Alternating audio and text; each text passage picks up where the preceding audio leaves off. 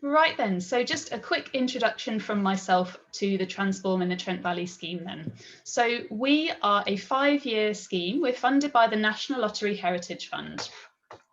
And we cover the area that you can see in purple here on the map, which is focused on the River Trent, its tributaries and its floodplains. So you can see that our scheme area is long and thin, and that's because it is looking at the river specifically. So we cover Staffordshire and Derbyshire, so East and West Midlands. And we're led by Staffordshire Wildlife Trust. So we're a partnership project with 18 different charities, local authorities, businesses, all making up the partnership. And Staffordshire Wildlife Trust are the lead partner. I'm employed by Support Staffordshire as one of the delivery partners. Within the scheme, it's made up of around 16 different projects, which comes together to make up the whole Transform in the Trent Valley scheme. And these projects cover a huge range of topics and issues in the landscape. So, for example, we have projects which look at the community, encouraging people to volunteer, learn practical conservation skills. We have activities for children, for schools, for youth groups to engage with the river and the landscape. We then have cultural heritage projects looking at the history of the area. We have access projects, so improving canal towpaths, putting in circular walks. We have a long distance footpath being put in, which is the Trent Valley Way. And that's also things like interpretation boards and the website as well, to allow people to gain information and awareness of the landscape.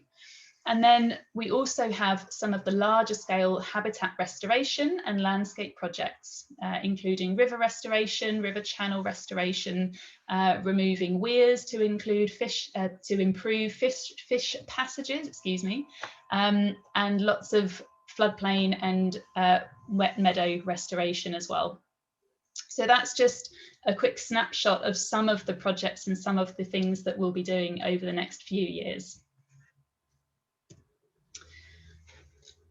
We have a few more of these Trent Talks before we finish for the summer. So as I mentioned before, West Midlands Ringing Group gave us our first Trent Talk back in November. And so today I've been reflecting a little bit on this journey that we've had for these talks over the last few months.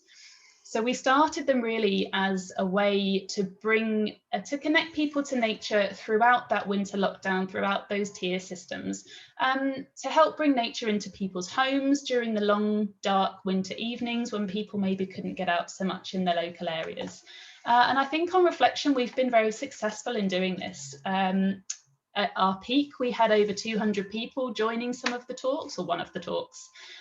We've had audiences from across the world, and we've had a huge range of speakers and topics. So from birds to beavers, to composting, to dog walking, to art in public spaces. And we've only really been so successful because people like you have signed up to all of the talks, you've come along, you've engaged with us, and you've wanted more. But we will be pausing these talks over the summer because we feel that now that the evenings are getting lighter and warmer in theory, we feel that most people will be wanting to probably spend their time actually outside rather than continuing to look at a screen and to join on Zoom. So we'll be pausing the talks for the summer. We may be picking them back up next winter, but we're going to see what the situation is at the time. So if you do want to join any more, then you've got 3 more opportunities. You just book through Eventbrite in the same way. And if you do want to catch up on any of the previous talks, we record most of them and you can catch them on our YouTube channel. So that's my quick introduction. So thank you for listening to that. And what I'm going to do now is hand over to Paul to give the rest of this evening's presentation. So thank you very much, Paul. Okay, can you hear me okay? Okay, good evening all. Many thank you for taking time to stop by and to listen to this talk. And also a thank you to Nicola for facilitating this through the Trent Talk scheme. We hope that this presentation is useful and gives you some ideas as to the work that we do with farmers across the region. And if there are any farmers or people, landowners on line, it gives you some ideas of some of the schemes that that we work with and how they can benefit farmland birds. So hopefully it will be of use to you. For those of you who don't know a great deal about farmland birds, we'll cover some of that detail, and there's lots of photographs on there of birds that we encounter throughout the region. So if we'll make a start. Sorry, I'm just have to stop sharing. Just had a technical issue, sorry. No problem, it happens.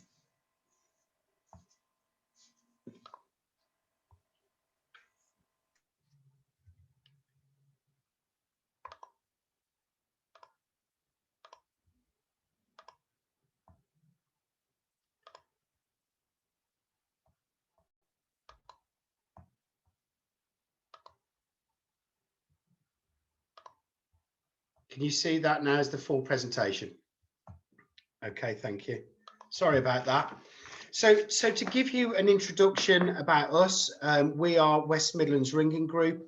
We are a group of ringers that came together in 2019 as a group to participate in bird ringing as part of the British Trust for Ornithology across the West Midlands region. So we're actively ringing within Staffordshire, Shropshire, the West Midlands and Worcestershire. We're all volunteers, so ringing is something that we do in our spare time, and ringing is self-funded by ourselves, although we do get financial support and grants from across the region. We conduct various types of ringing, and we can look at, and we're going to talk about some of the ringing that we undertake, but at the moment our focus really concentrates on British farmland birds. We do a lot of work with thermal technology, and some of this will come up later, but we like to promote and champion the work of the positive farmers that we see in our region. And I'll come on to talk to why we want to do that. So to give you some kind of idea about what I'm going to talk about, I'll briefly talk to you about bird ringing in the UK. Then it's really important that we talk about the decline in farmland birds, but more so to talk about the seeds of change that we're seeing across the UK from British farmers who are trying now to sort of turn the tide and to becoming more passionate about farmland birds. We're going to talk about why farmland bird ringing is beneficial to farmers and landowners, and to show just the results that we can get back. And then we're going to just, at the end of it, we'll just give you an indication of some of the work that we do and some of the results that we've had. So bird ringing in the UK is licensed by the British Trust for Ornithology. We're all trained and qualified to ring birds. So it's a skill, it undertakes a lot of training. There's a lot of restrictions as to what we can do, because in essence it is quite invasive, although there are no real problems with bird ringing. But whilst we've got the opportunity to catch birds, it's important that we gather as much data about them, because they can inform environmental policies in the future. So ringing generates information on the survival, productivity and movement of birds, and it helps to understand why populations are changing. And the data that we gather makes a major contribution to the study of population changes and to understanding why some birds are in decline. As we move forward and the government look at implementing the Environmental Land Management Scheme, the data that we obtain should provide good baseline data for farmers so they can get rewarded for environmental work that they do.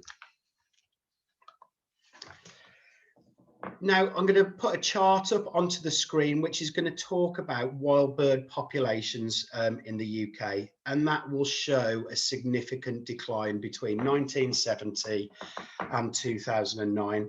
And sadly, farmland birds have declined more severely than any other birds in any other habitat in the UK.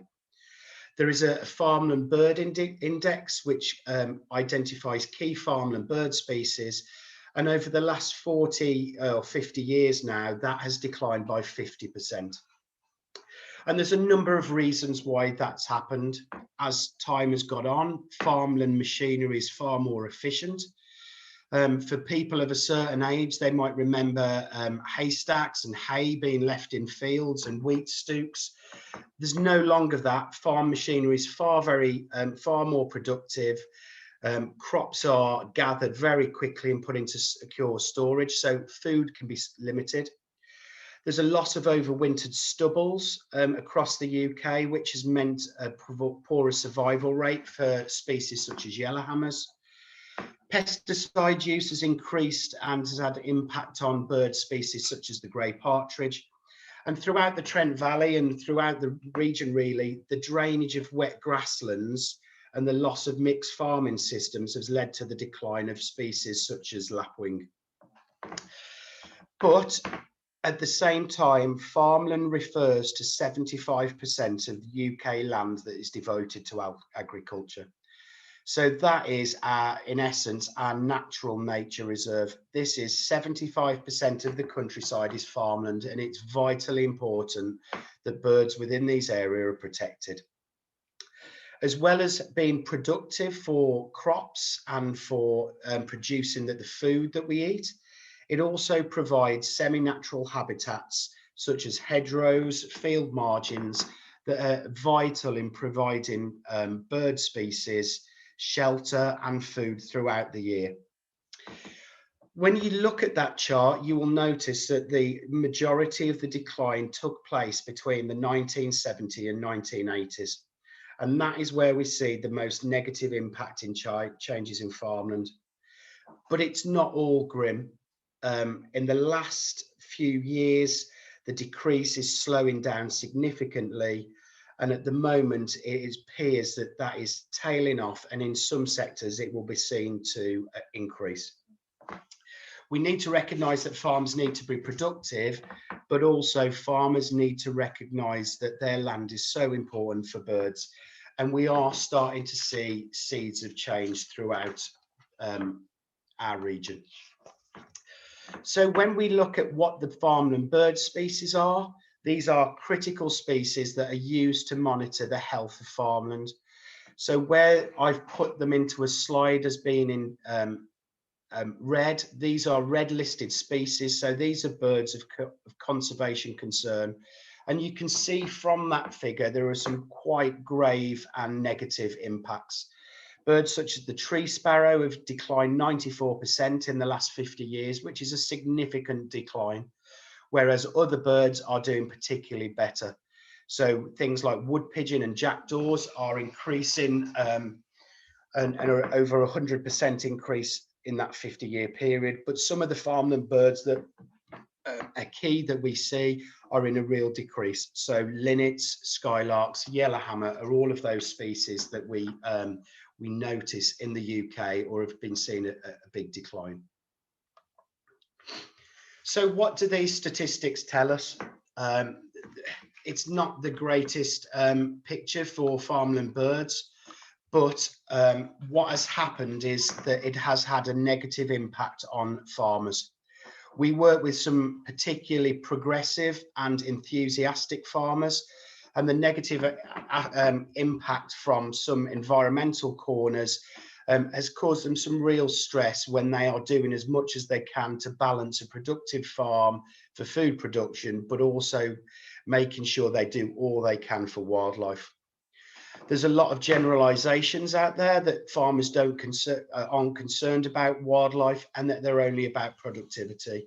And within the 7 or 8 farm groups that we work across, that can't be further from the truth. These are people who are passionate about making a change and are really keen to share their findings and their land, and to show what you can do to have a farm that's productive but also farmland friendly. So that is one of the key reasons why we like to do this work. Our findings are that not all farmers are bad. There are some brilliant ones out there.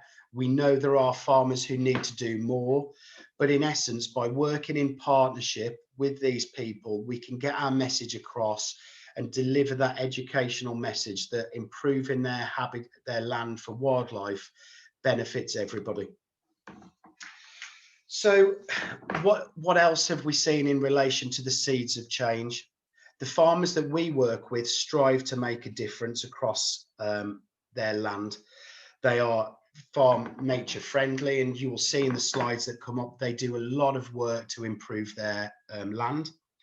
The kind of things that they do, they will provide winter feed during the hungry gap between January and March, where birds struggle to find food. They will put margins and headlands in that offer insects for feeding youngsters and to help with pollination, with pollen and nectar margins. We're starting to see an improved focus within social media of farmers promoting the work that they do with wildlife. And that message does get out to other farmers who are really, really keen to get involved. As a group, we are inundated with requests from farmers from across the region to come out to their land to see what they've got and what we can do with. There's an increased amount of work of farmers and landowners working with ringing groups, and that partnership allows us to gain some really, really interesting data and, like I say, to educate farmers into what is beneficial for the future. Stewardship schemes that we see across the UK are making a huge difference. We will talk about some of these, and in particular, there are two that we think are having a real significant impact, and they are winter birdseed covers, so wild birdseed margins, and there'll be some pictures coming up, and the winter supplementary winter feed, which is where farmers are feeding specific areas for their farmland birds. There is another area that we also think is an impact, and when we're talking about tillage. So when I talk about this, I talk about how farmers plough their fields. Now, there are lots and lots of issues in relation to ploughing. It can have an impact on soil quality, erosion, and it can lead to siltation and blocking up rivers. However, farmers are moving away from that kind of old-fashioned ploughing. So would they start to look at different tillage strategies that means that their soil is less disturbed, it becomes healthier, it gets lots of food within it that supports birds. So where we go on fields that are zero till, that has no ploughing whatsoever, there are a lot more worms and insects within the soil, and that provides an excellent food source for a wide range of species. And we'll come to some of those later on. Again, where they've done very, very little to their soil, we see an increase. In the winter, if we go out to a field that's been recently ploughed, we won't find a bird in there. So they don't find it suitable for roosting habitat. They need some cover, and bare earth doesn't do that. Then farmers are starting to look at pesticides. Pesticides are still used in the UK. However, the use of pesticides is reducing dramatically. And what we're finding is that the elective use of pesticides at some times of the year, or the reduction, is also having an impact and leading to an increase in bird numbers. So what the work we do with farmers across the region, farmers are really, really enthusiastic, but there is a huge desire for them to do more. And this is something that we are really critical to be part of. So farms across the region are really leaving corners of their farms for wildlife, which is having a massive impact on the work that they do. So the work that we are looking at the moment covers quite a few farms in the region, and our main work has been across farms in Pattingham in Staffordshire, where we've now got 7 years of continual ringing data. We've helped farms in Penkridge, supporting applications for stewardship scheme and to advise on supplementary winter feed.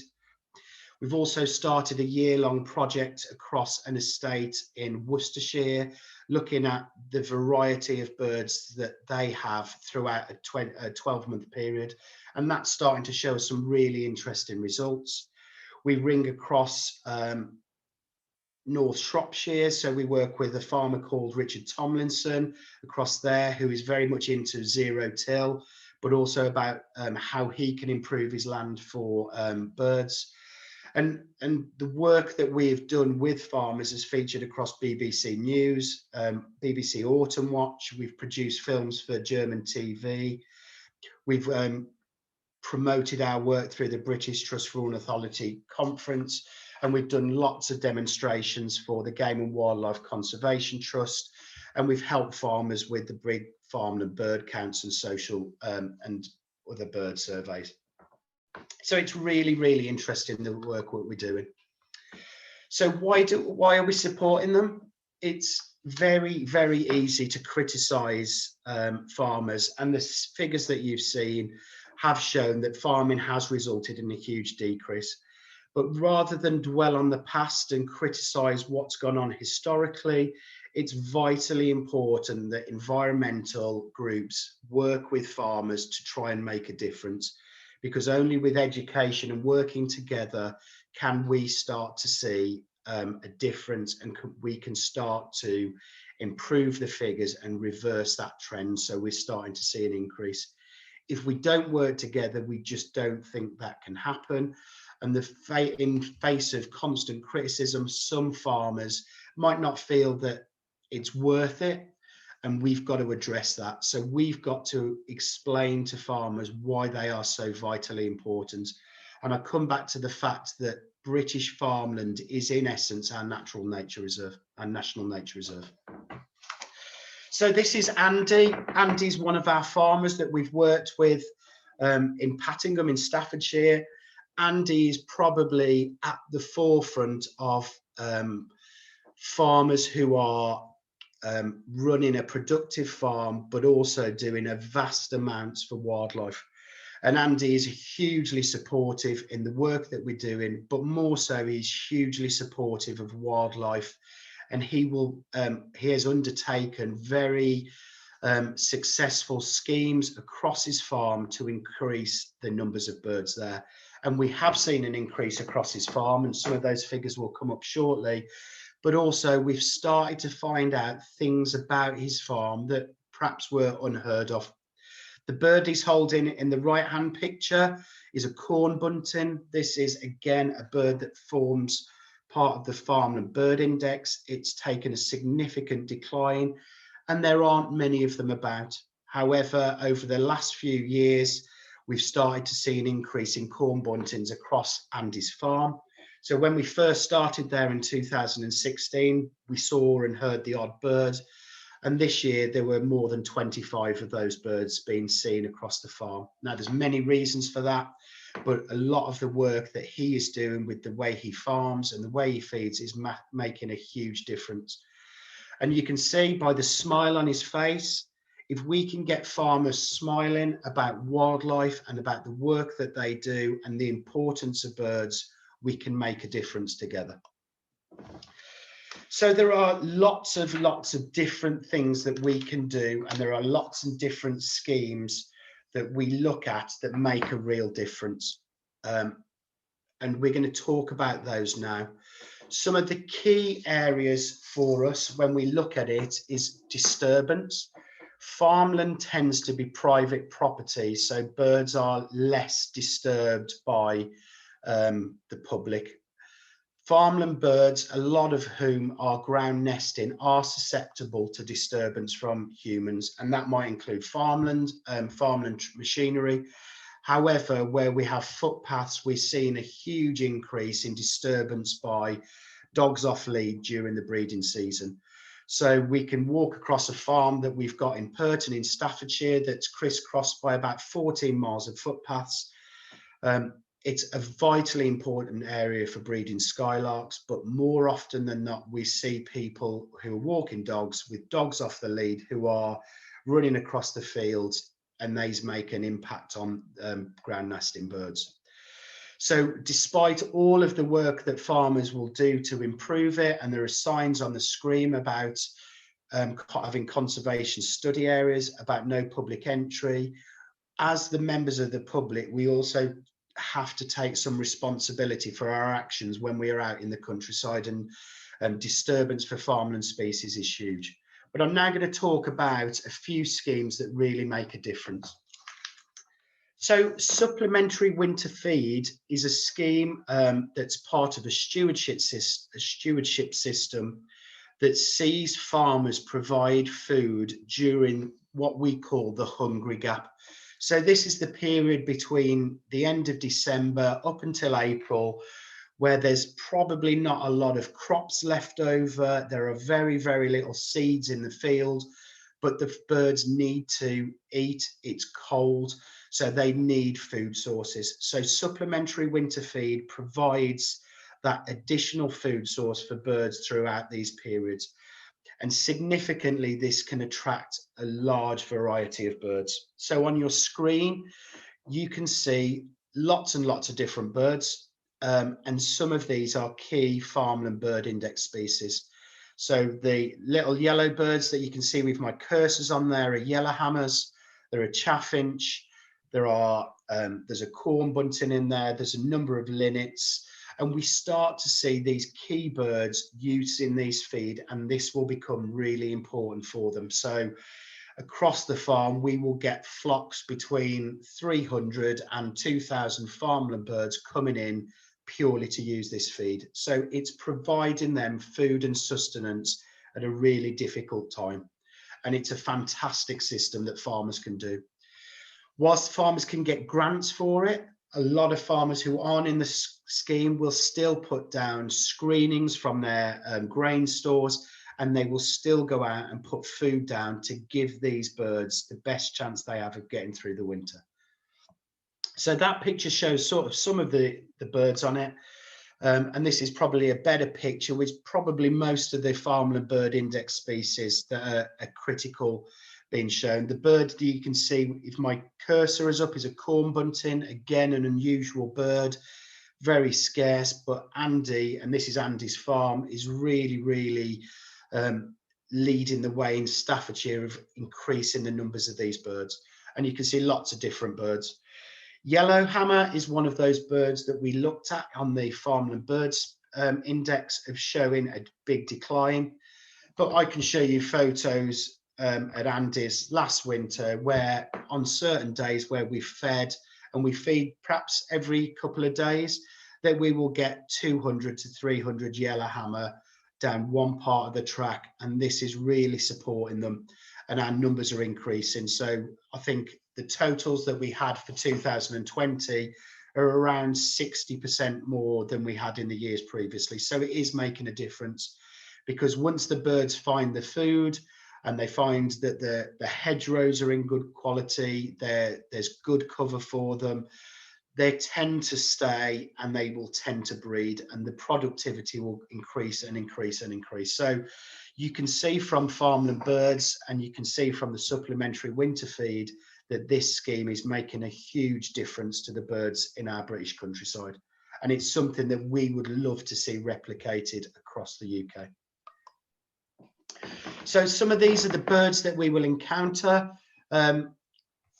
If we had an opportunity, I would try and get people to name them, but sort of from top left to right. So top left is a linnet, again, a farmland bird. You know what your name is? Oh,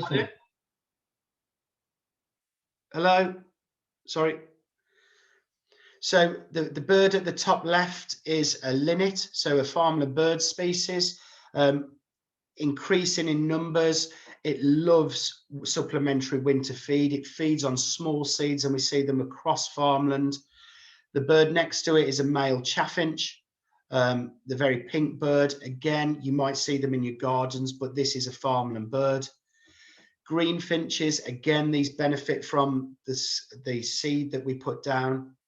Tree sparrows, fortunately, in some areas of the Trent Valley, we have good numbers of tree sparrows, but this is a bird that's in significant decline. Across the country, a lot of work is being put into sort of sustaining their population, but they don't travel particularly far and are really susceptible to cold winters, and their populations can fluctuate quite significantly. But fortunately, supplementary winter feed, nest box schemes can start to have an impact on those. Corn buntings we've discussed. The bright yellow bird here is a yellow wagtail. These will use farmland fields to breed. A really bright bird, one of my favourites. We see them quite a lot around at this time of the year. Now is the good time to go out into the countryside and see them in farmland fields. And then we've got a yellow hammer and a reed bunting. So a variety of birds that we come across, but these are probably the most iconic ones of small little farmland birds that benefit from the systems that farmers undertake.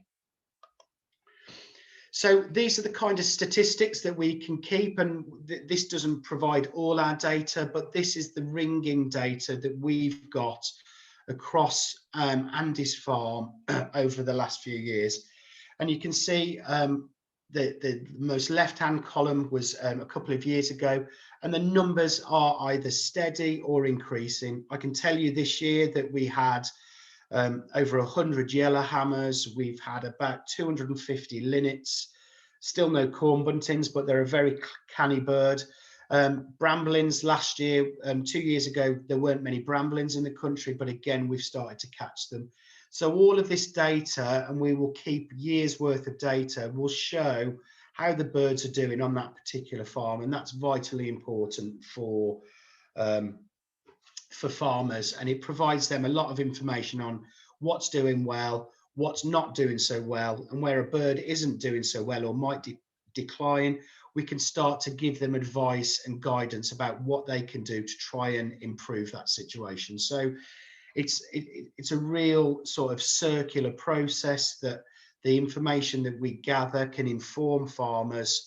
They can have a look at it, and then again we can inform them about schemes that they can look at to improve it moving forward. So then we're going to talk about covers and margins. So areas of farmlands that are left along hedgerows, in particular areas that farmers put down for a variety of reasons. So some of these would be for wild bird seed mixes, which you can see where the sunflowers are at Andy's farm here on the top left. So that is a whole crop not designed for food or for productivity. It's not harvested. It's purely planted for the benefit of wild birds. So that is a huge area of farmland that is just left for feeding birds at difficult times of the year. Now, if you think a bag of sunflower hearts across the UK or to buy in a shop are very expensive, they might cost you £30 for a sack. There are hundreds of bags of sunflowers across these farmland margins providing food. The cover below, where you can see some poppies and some white flowers, extends onto that picture on the right. Again, that can provide food, but that's more for pollinators and nectar feeders and insects. And again, it provides fantastic habitat for insects and butterflies, but it also provides an excellent food source for birds during the breeding season that can use that area to gather caterpillars and grubs and flies to feed the chicks. So it's a really interesting area. Lots of farms take these farmland margins on. It's a really useful thing for birds, and it plays a monumental impact on what we see in farmland. The picture that you see in the top left with the hay bales behind it and the sunflower strip, that strip was in essence 60 foot wide and about half a mile long. And towards September and October last year, there were flocks of between 1,500 and 2,000 mixed farmland birds, linnets, chaffinches using that feed. So a huge, huge benefit for farmland birds. So these are some of the pictures that you can see. These are some of the pictures that we've got of these covers. So you can see these again, Andy's farm. So this is the huge strip of sunflowers, linseed, mustard, fodder radish, they're planted purely for seeds for birds, and these are vast areas. So whilst the field at the top in that picture to the right was either winter wheat or barley, this is a huge area that the farmer has planted purely for birds, and hopefully will give you an indication of some of the work that they are doing, because they provide a vast amount of food. So for us, these wild bird seed mixes offer a great opportunity for us to catch and survey birds. So we're very selective about how often we go. We don't go all the time. We allow the birds to feed regularly. So we might do sessions once a fortnight, and in some cases once a week, but in different areas of the food in the area. But because it attracts a lot of birds, it gives us a good opportunity to catch them and to ring them and to understand specific populations across those farms. So you can see in the top picture, these are mist nets. These are the methods that we use to safely catch birds. So they're a very fine mesh that the birds fall into. They don't exactly get caught. They fall into pockets within there, so they're safely caught. The mortality rate for ringing, so birds that die during ringing, is less than 0.1%. And we're really careful about bird welfare. So it's vitally important that when we handle these birds, that we show them the utmost of respect. But we can gather a lot of information from them, and these areas that attract birds are really useful. So where you've got the mist net there with birds in there, we check in the nets regularly. So the nets are checked every 10 minutes, but we have constant sight of them, and we can start to see lots of different species. So the bird that you will see in the top right-hand corner is a brambling. This is a visitor from Scandinavia that comes into the country in sort of September and October, and is a farmland species. It comes across the UK to feed, and we will often find that bird across supplementary winter feed areas and within wild bird seed mixes. So it attracts lots and lots of different species. And these wild bird seed mixes we would love to see them across all farms, because they offer such fantastic habitat and food. So when we look at the farmland bird covers, these are the kinds of plants that farmers plant, but these are most importantly what the farmland birds like. So some of you will know what quinoa or quinoa is. So these are little seed plants, again, fodder radish, buckwheat and sunflower, all offer birds with a varied diet, lots of different opportunities to feed. So when we advise farmers on what they should be planting, these are the kind of seeds that offer the best opportunities and the best food sources for birds.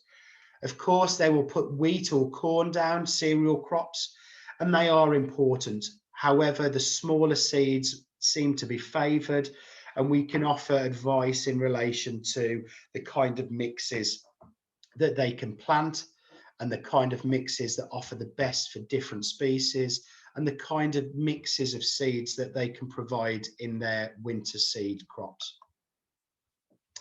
So some of the other things that farmers can do and that we would advise on, as well as us catching birds out in the field, we can also look at nest box monitoring schemes. And again, at Andy's, we've got several barn owl boxes out. We've got boxes for tawny owls. We've got boxes for small birds, and we've got boxes for kestrels and little owls. And all of these little schemes, they're not particularly expensive for farmers to do. They're not, it's not price restrictive, and we can get lots of box up, and it gives great habitat for a wide range of species. So the top left-hand box is again at Andy's, and these are young kestrels that have nested on the farm for the last 10 years. All of the detritus and muck in there is obviously waste, but there's a lot of food items with small rodents and birds, and this is really important for the environment to have species like this. And just a small square box on the side of a shed will offer fantastic habitat.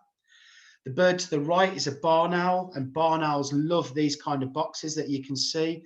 and we will provide farmers boxes and advice on where to do them.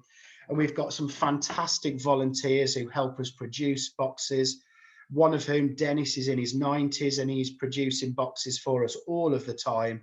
And we can get these boxes out into the countryside. And by doing that, we offer fantastic habitat for birds. And this is something that we advise, and something that we're quite passionate about. And we've got many boxes out across farms in the region, from barn owls to little owls to tawny owls to flycatchers, to lots of different species that we're providing habitat to, and farmers are more than helpful to do that. So this is a nest box in a farmyard at Andes. You can see the farmyards there. You can see it's a working farm, but you can see that we've just got a box on the side of a grain store, and hopefully this video will work. And this is a kestrel. So this is a kestrel that's fledged in that box. It's really wet. You can see in the habitat outside at the moment, it's pouring with rain, but it provides with that bird with some cover. It provides it with some shelter, and it provides it with fantastically safe nesting habitat that doesn't get disturbed. So I'll just play it through once more. And we can put trail cameras up. We can monitor boxes in many different ways. And this is a camera that we had up very close, well, about 6 foot away, a trail cam. And we could look at it and we could monitor those birds. It's fantastic for the farmer. It's great for their social media, that they get quite enthusiastic about sharing it. But most importantly, this nest box in the last 7 years has produced about 60 to 70 new kestrels that have gone out and bred just purely for one little box on the side of a shed. So you can see how important it is. So when we work with farmers, it's really important that we understand the kind of land that they've got, because not all farms are going to be suitable for all species, and not all farmland birds want particular areas. So they will have lots and lots of different requirements. They'll have requirements for breeding. So birds such as skylarks and lapwings nest on the ground. Skylarks will like to nest in a cereal crop or short grass. Lapwings like a wet pasture or pasture land, and again they nest on there. So if you are farming and ploughing potatoes, or you've got lots of woodland, you're not going to identify or attract those kind of species. But at the same time, areas of woodland within farms can offer a different variety of habitat for a wide range of species. This area in the bottom right with this wet meadows is just outside Nicola's area of the Trent Meadows, but this is just on the upper Trent. The Trent runs to the right, and this is a floodplain, and this is home to fantastic numbers of lapwing. Now that soil and that land there would be really rich habitat.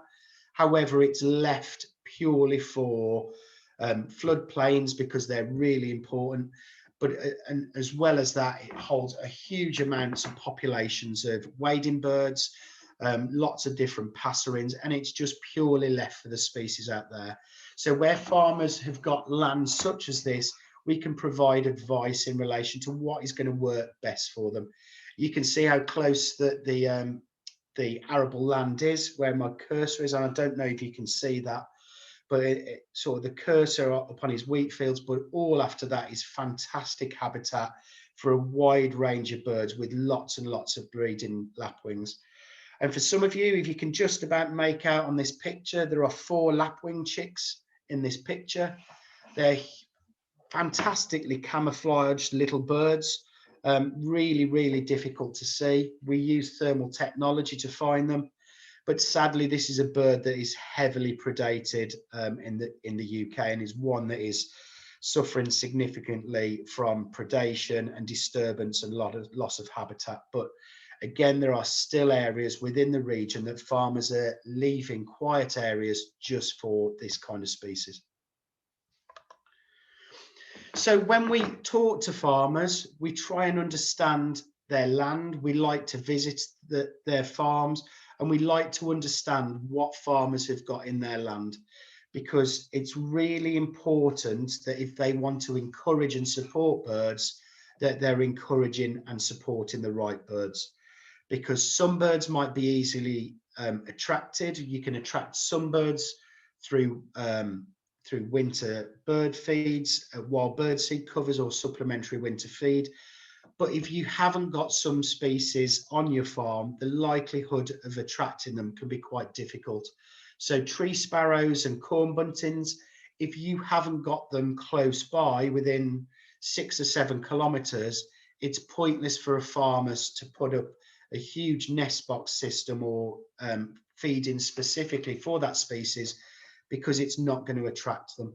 So what we try to do is advise farmers by looking at their land, looking what they've got, what are the best schemes, what are the best options for those for their farms. And by doing that, we can understand if there are any stewardship schemes that's going to benefit them, and look at what is best for that farms. Some schemes don't impact, some environmental schemes will have a negative impact on species. So for example, if I'll come to it on the next slide, a lot of if farmers go down the road of forestry or agricultural forestry, or planting lots of trees, that can have a detrimental impact on birds such as skylarks. Skylarks like large fields.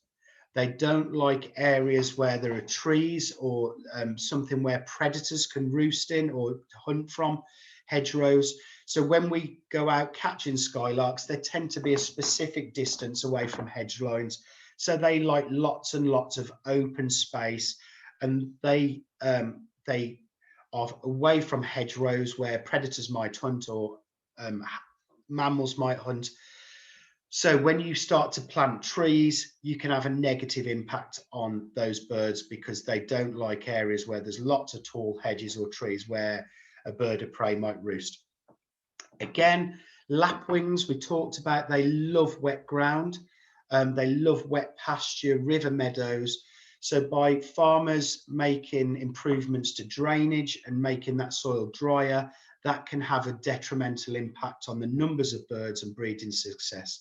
So again, it's giving farmers some advice around, if they've got fields that aren't particularly good for growing crops because they're wet, then we can talk to them about the kind of work and schemes that they can do to increase it. And then woodcock. Woodcock is a bird that we'll talk about. They love to roost in woodland, so they need a woodland habitat. They need somewhere in the daytime where they can hide and roost and disappear into.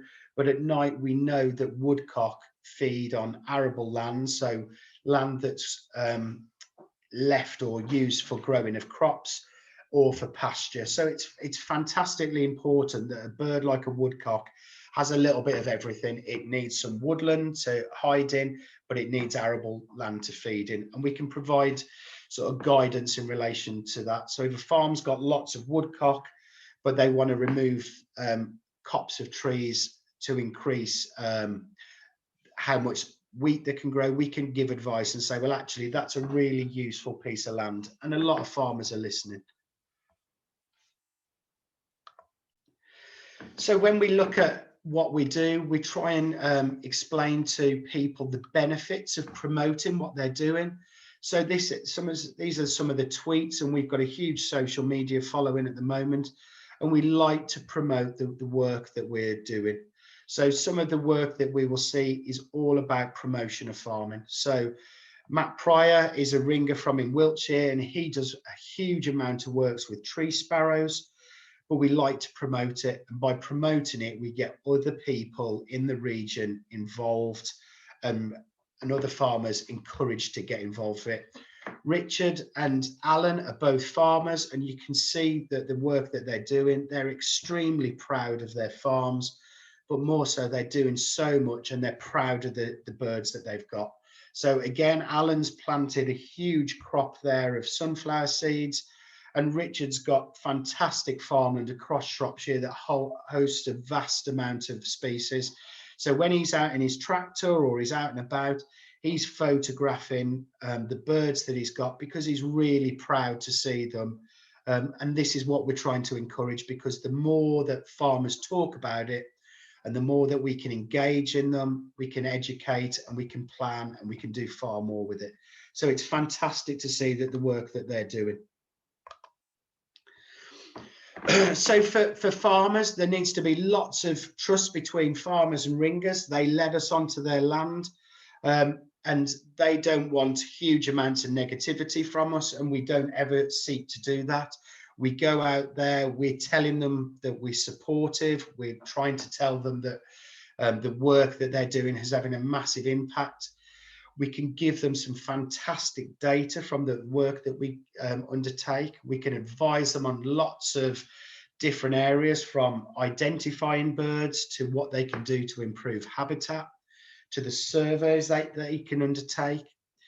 It gets a huge network of farmers out there who are willing to help. Like I said, we're overwhelmed by the amount of farmers that contact us who are desperate to get into farmland stewardship schemes, who are hugely enthusiastic about working with farmland birds. So there's lots and lots of people out there that are interested, and we're able to provide their details nationally and internationally to other ringing groups who could help. We love to get a positive social media message out, because the more positivity that we get about farmers will change people's attitudes, and it's about that partnership approach. And we provide lots and different reports. We can provide them with baseline data that they can use for applications for stewardship schemes. And our surveys are long term. We've got years worth of data throughout our time as ringers of ringing data for farmland birds. So rather than us doing 1 or 2 visits a year, or surveys being done once or twice a year, we can provide quite a lot of data throughout the year. Now, moving on to some of the other work that we're doing. This isn't particularly a farmland bird, but the work that we do with farmland technology, with thermal technology, is really, really important. So I'm just going to quickly shoot through some of the work that we're doing and just give you an idea of what thermal technology is. So this video here is a thermal image of a bird called a nightjar. And if I just pause it when it comes to a specific point, not probably there, you can start to see that the intense white on that bird is the hottest area. And from taking images such as this, we can learn a lot about birds, because this is taken in total darkness. So at night time, people aren't out bird watching, people aren't out surveying because it's limited. But with thermal technology, we can open up a different aspect on what we're seeing at night time across farmland. So our findings have started to show lots and lots of different things about farmland at night. So the little picture that you can see at the bottom is a flock of skylarks. These are roosting at night time, and you can see that they're all sitting there. Now, they wouldn't be covered in surveys because you couldn't see them. And through the work that we've done, we're starting to see large numbers of skylarks across arable fields across the region. So in this picture, this video, you can start to see what a roosting flock of skylarks would look like. So again, this is in total darkness. If you walked across there, you wouldn't see anything. But in essence, when we look at it, there are vast amounts of skylarks across these areas. And quite interestingly, you'll see there's no hedgerows or trees anywhere near it, and skylarks roost communally. So if one bird is spooked by a predator, it will lift, and everyone else will lift within that group. So that's their defense mechanism moving forward. So our work with skylark has shown lots and lots of interesting data. Because we were pioneers of this and we've started to look at it, our totals have shown, through the use of thermal technology, our catches of skylarks have increased. So you can see, just from a small group in 2016, We caught 26% of the national total of skylarks caught across UK and Ireland. In 2017, we caught 72% of the national total of free-flying skylarks. And again, that figure is repeated. In 2020, I just checked the figures, and we caught 457 skylarks. So this data is really important at showing the kind of work that we're doing, and the surveys that we're doing is informing science and helping us get a better understanding in populations. So the chart on the left will show you the totals of free flying skylarks crossed in the UK, ringed in the UK from 2002. And you can see those numbers are quite small up until we get to 2016, where that numbers are increasing. And our work is shared now across various ringing groups, and those numbers will continue to increase to give us a far better picture of what is out there. So I'm going to move on quickly. And again, thermal work. These birds are called golden plover. This is a farmland that's located 4 miles outside of Wolverhampton. And the presence of these birds was not known until we've been out surveying at night time. So this is an upland species that moves down into wetlands and meadows and goes onto sort of coastal areas. But during the winter, these birds come in and they love arable fields.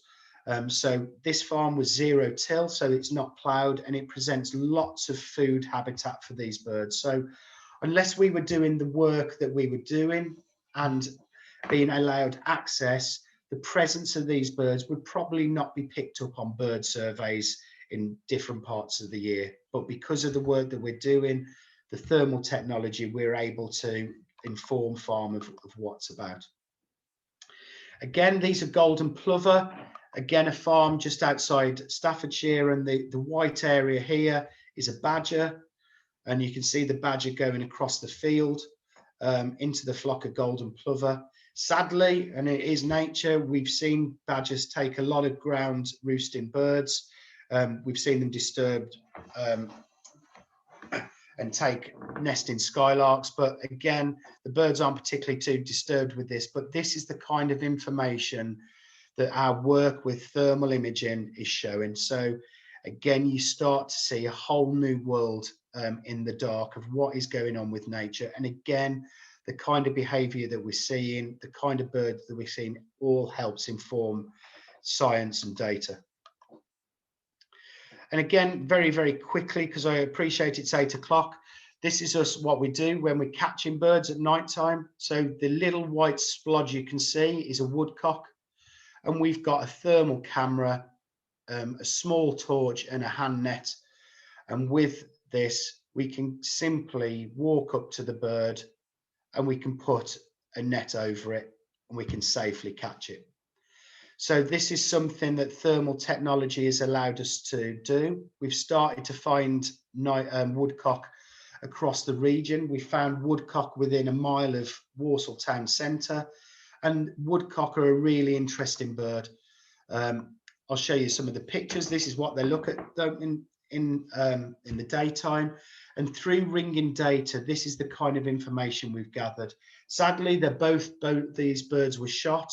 One of the birds that we caught in 2018 had travelled to eastern Russia, a distance of nearly 2,500 kilometres, where it had gone out to, we catch them in the winter, and it had probably gone out there to breed. And another one we caught in Penkridge, again, a movement of it, sadly it was shot, but we can inform the strategies and the numbers of birds we're seeing. What we have found across our farms, that if we have work on farms that are no shoots, none of the farms that we work on, and despite them being big areas, none of them allow woodcock to be shot now on the land. One of the farms has completely given up any kind of shooting on their ground for pheasants and partridges and game. So it's really great that we've been able to get that message out, and that the positive work that we're doing with farmland birds has helped protect them through lots of different ways. But ringing data gets us lots of information about what birds are doing. As we move on now, we've just purchased a thermal drone. and we're going to start to use a thermal drone to monitor nests. So this is a thermal drone. The areas of orange are the most intense areas of heat. The purple's cooler. And this is an area, not farmland, but this is an area that we're getting into that we're going to monitor skylarks and ground nesting birds for with thermal technology. So very quickly, you can see this is a bird called a nightjar. And with the thermal drone, we can see that bird and its nest site. So thermal technology in the future, we will be able to go out, survey areas of farmland, give farmers an indication of where they might have a lapwing nest or skylark. We can import our GPS data to their tractors so they can avoid it. So hopefully, fingers crossed, and watch this space, our work with thermal drone technology is going to be really interesting moving forward. So very, very quickly, we will get farmers into doing bird surveys, and this is something that you can all take part in. Every year, there's a big farm and bird count, and you don't have to be a farmer to be involved in it. And there's lots of details that you can find out about how you can get involved in these. There's lots of different BTO surveys that are available. And if any of you've got a smartphone, there is an app on there called Bird Track.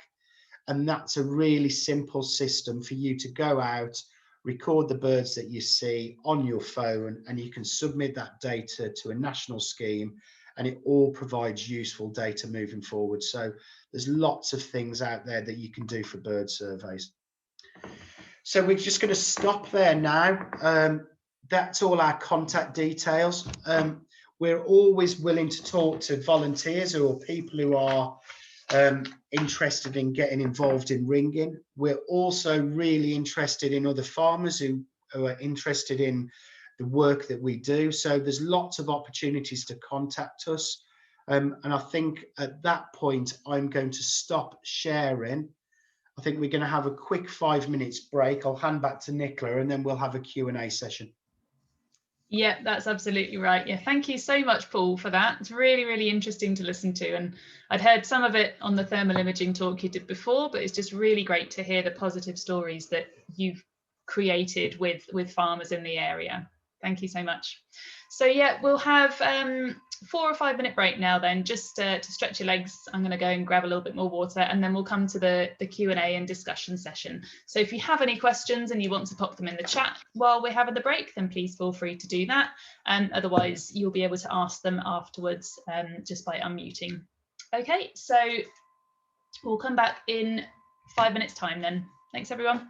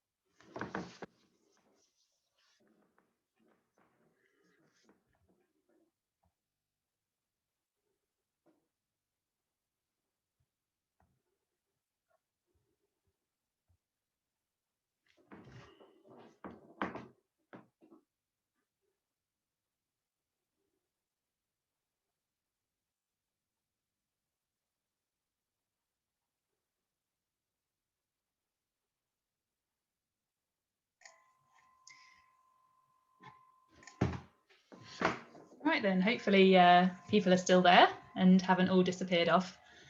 So we'll come back and we'll start with some of the questions. I can see a couple have been popped into the chat, so we'll start with those ones. Sorry, my emails are talking to me. I think Tony's still away, I think. Well, no worries, we'll wait for Tony to come back as it's his question then. Give him another 30 seconds or so. There he is.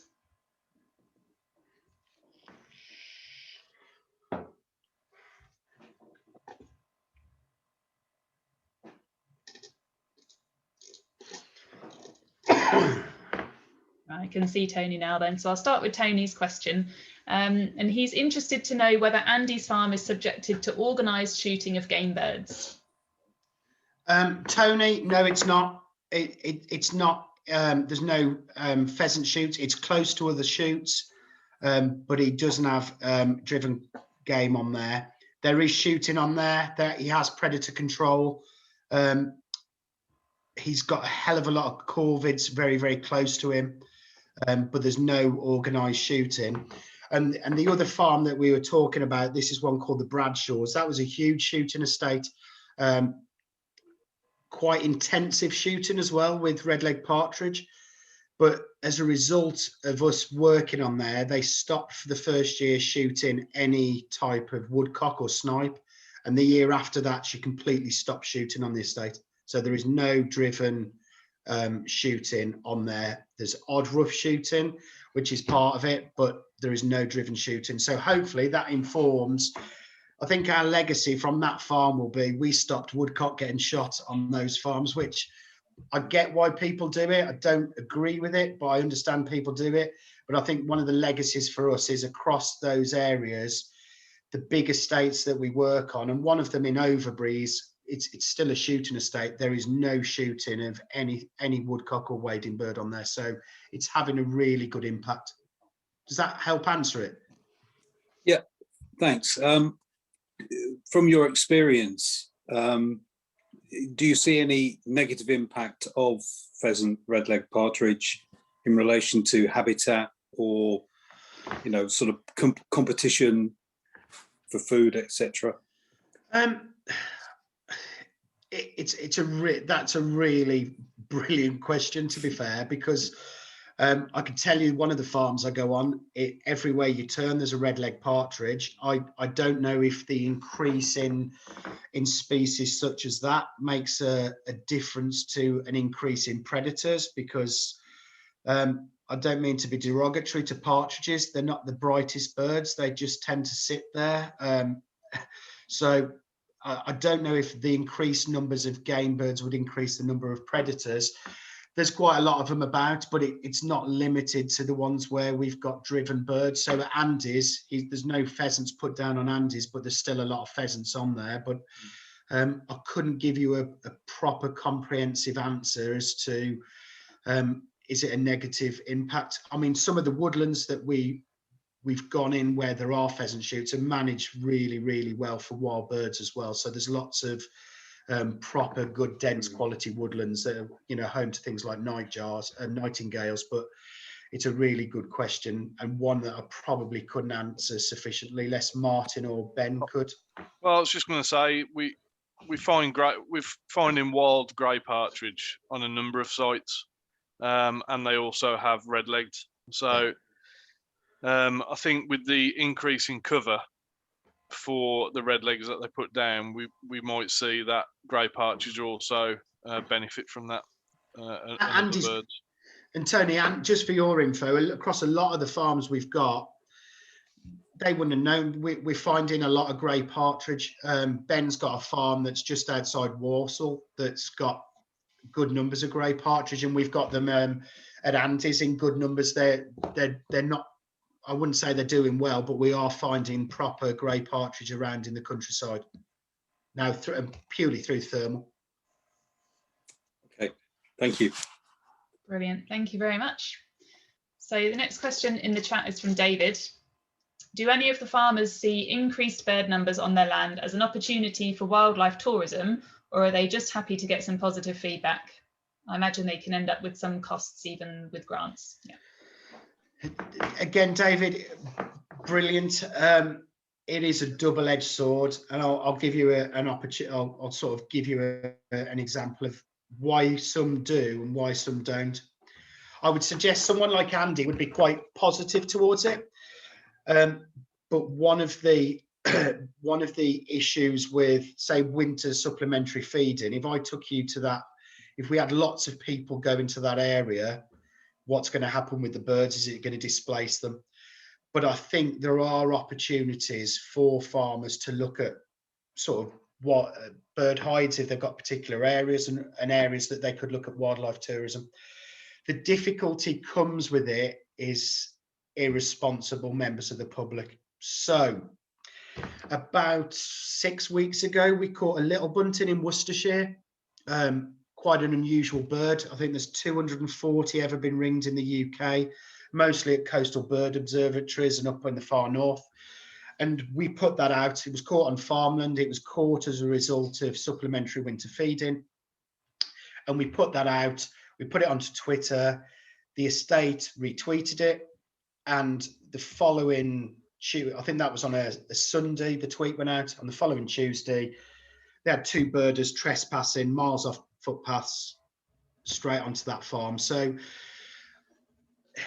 the argument is perhaps because it's farmland, it increases birds, but I think there are some opportunities for wildlife tourism.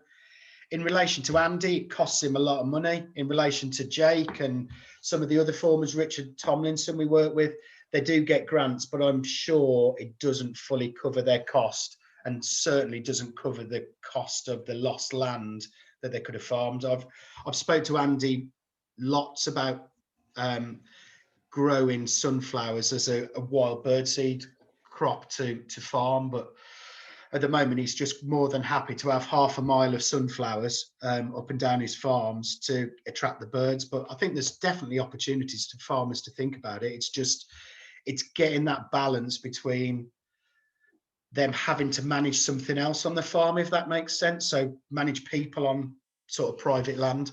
But it's something I could probably speak to Andy about. It'd be really interesting to hear his views.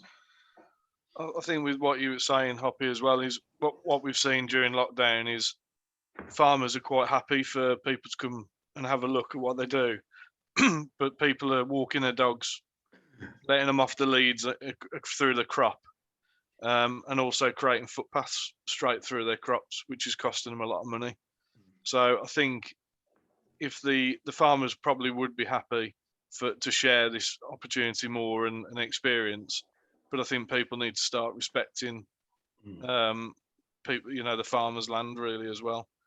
I mean, David, what else is really interesting? That one of the estates that we've got in Worcestershire has fairly regular records of dotterel, and they go up onto the top of the hill and they go into pea fields, and you'll get responsible birders who will go up there and stand on the field edge and take photographs, and then you'll get irresponsible birders who jump over the wall and cause hundreds of pounds of damage to the crops. So there's this real, we're trying to meet in the middle to get sort of working together with farmers. But like Ben says, there are those extremes. There are the farmers that just don't want people on their land for whatever reasons, or they don't want them on there. And then there's the other side, the birders or photographers or members of the public who are just running roughshod through farmlands. I mean, Overbury Estate's got 27 miles of footpaths through its estate. And during lockdown, the amount of damage that it's caused to crops because people haven't liked walking on muddy paths, so they've just walked into the crops. So there's a real interesting balance to strike. And then if you've got a shoot on it, not like Andy's has, but some of the others, gamekeepers don't want people on the land for all sorts of reasons, be it nefarious or genuine. So it's a difficult one. Such an interesting point, isn't it? That balance between welcoming people and keeping the land for what they want to use it for. Yeah. I could guarantee that if we could guarantee that people would act responsibly and we put a bird hide on Andy's supplementary winter feed site, I think Andy would be quite sort of keen to do that. The difficulty is it just takes a few for him to turn it to change it, really. So because somebody always wants to get a little bit closer. Yeah, great. Thank you very much for that. Next question then from Valerie. What impact is there where farmers have brooks and rivers on their land where they've straightened and cleared banks? Not very good, Valerie. Pretty, you know, it's not really good straightening rivers, and I'm not saying that as an ornithologist or a bird ringer. I'm just saying that as somebody who likes water courses and likes to see beautiful trout streams and bends in rivers and stuff like that. So of course it will have a detrimental impact. Of course it needs to be looked at.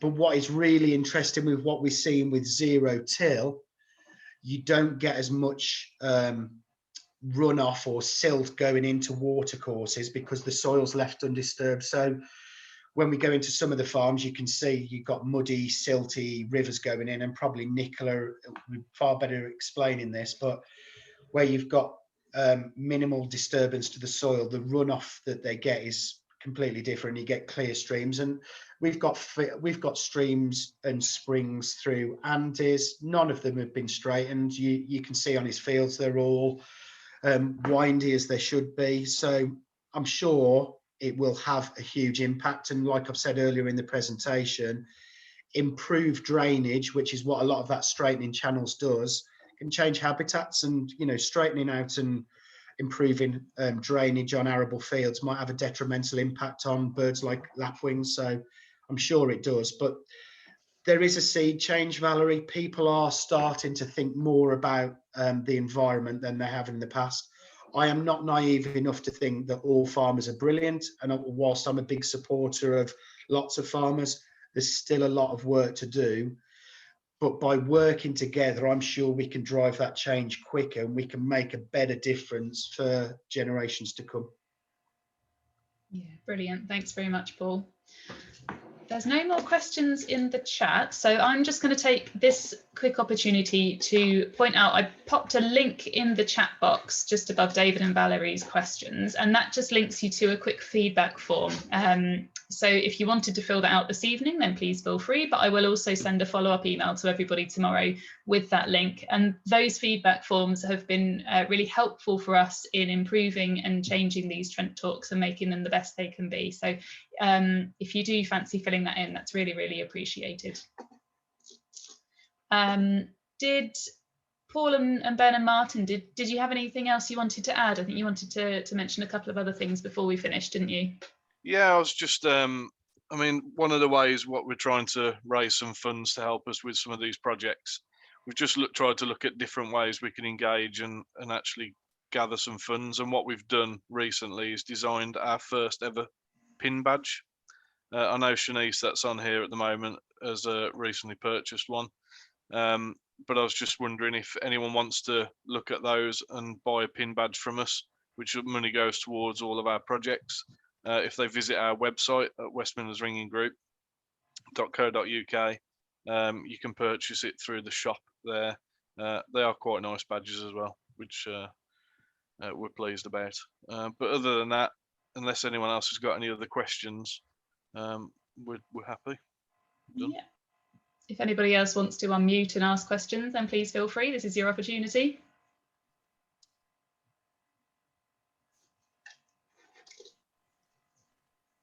Yeah, Tony? Just very quickly, have you seen any nightjar yet this year?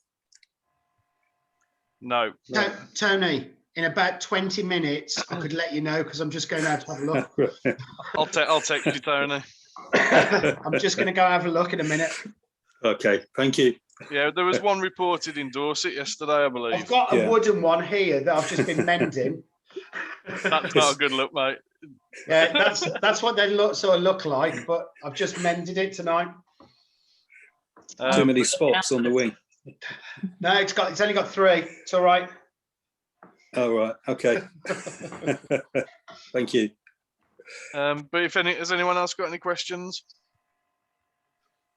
I just want to say thanks for everyone again logging on. Our last talk with yourselves, Nicola, has reached over 1,000 views on the thermal technology.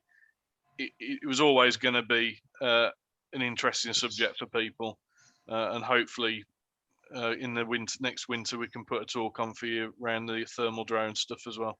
Absolutely, yeah, that would be brilliant. Thank you. Well, thank you so much then for everybody to coming in and listening this evening, and thank you to Paul and Ben and Martin from West Midlands Ringing Group for giving us their time this evening. And Just one more thing. When COVID allows, we will be doing some demonstrations in the future, and we hope to get some sort of farmland bird demonstrations towards the end of the year, so people can come out and not so much wildlife tourism, but they can come out and see what we do and get to some of the birds. So hopefully, if you keep looking at our social media when we can and when it's safe to do so, we'll get back out and we'll allow people to come and have a look at what we do. Fantastic. We'll see if we can support you with that as well. Brilliant. So finally, thanks to Tash and Adam for providing the interpretation for sign language as well. And yes, thank you very much everyone for joining us this evening. We'll finish up and let you go and have dinner. Have a good night. Very Bye-bye. good. Thank you very much, everybody. Good night. We enjoyed it. Thank you. Bye-bye. Thanks, Val. Bye-bye. Thank you. Thanks, Val. It's no problem. Lovely.